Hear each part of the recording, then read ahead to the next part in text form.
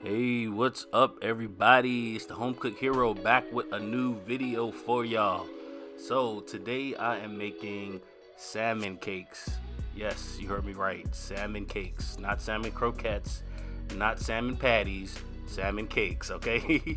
So, y'all, this is a very easy recipe. I am not going to make it complicated. It's only a handful of ingredients. I'm going to show y'all step by step how I prepare these. So if you're interested, stick around and watch this video.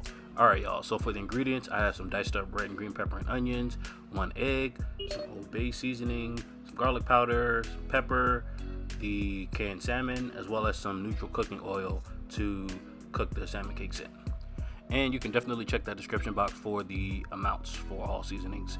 So with the can of salmon, I poured out most of the liquid that came in it, but I left about a tablespoon to 2 tablespoons left, and that's going to help just with some extra flavor as well as extra moisture as well inside the salmon cake. If you don't want the extra liquid in there, you can totally leave that out because it's not mandatory. So now I'm just showing you how I take out the little bones that actually come in the can of salmon. For those that don't know, there are some bones, as you see, like the skeleton that comes in the salmon.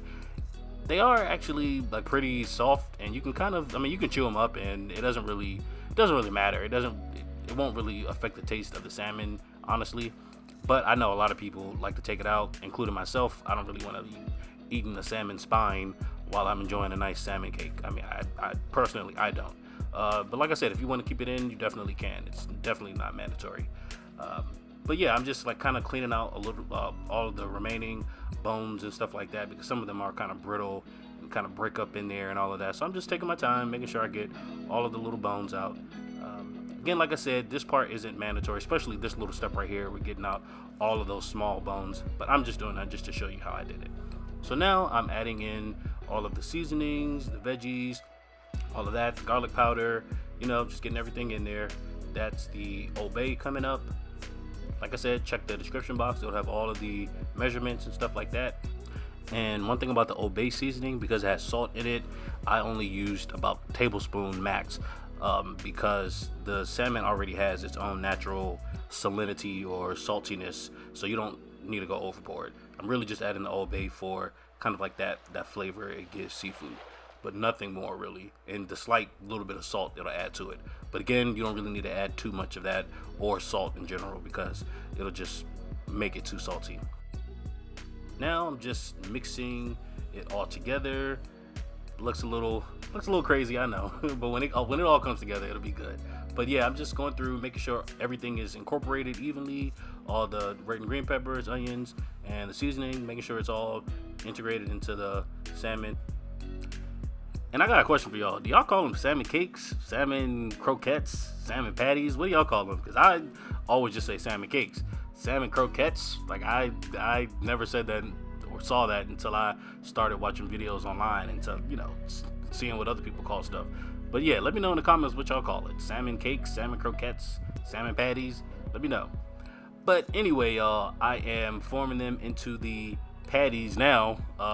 So yeah, I guess some of y'all might call them salmon patties. I don't know. But the one can only makes 4 patties. But that's enough for me. I don't need to make a whole bunch of them. I'm just, one can is fine.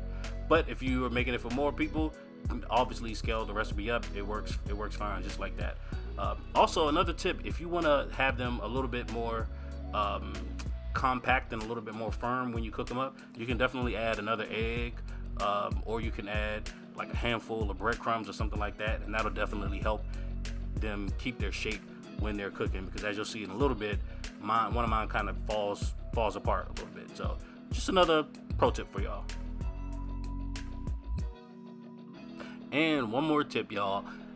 I didn't really follow it, but you can put the salmon patties in the refrigerator for like 15 minutes before you cook them, and that'll also help kind of keep them a little bit more firm when you're cooking it. Alright y'all, so I put the salmon cakes in the pan, and I have the pan on about medium heat right now, and I'm just gonna cook it for like 2 minutes on each side, and after that they'll be pretty much done. So that's pretty much all you have to worry about cooking them.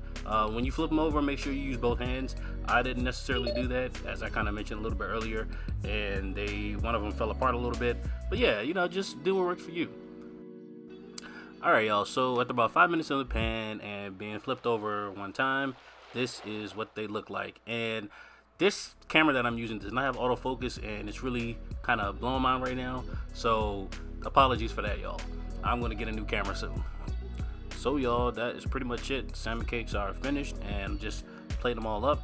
But if you enjoyed the video, definitely hit that like button. You can subscribe to this channel for more videos just like this.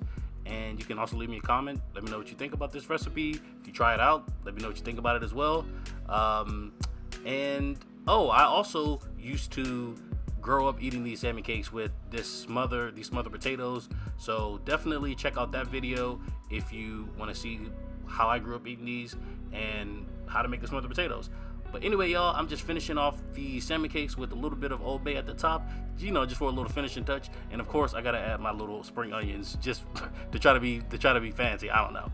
But y'all, that's pretty much all I have for y'all today. If you like the video, do all of what I said earlier. Until the next video, y'all, I will see you later.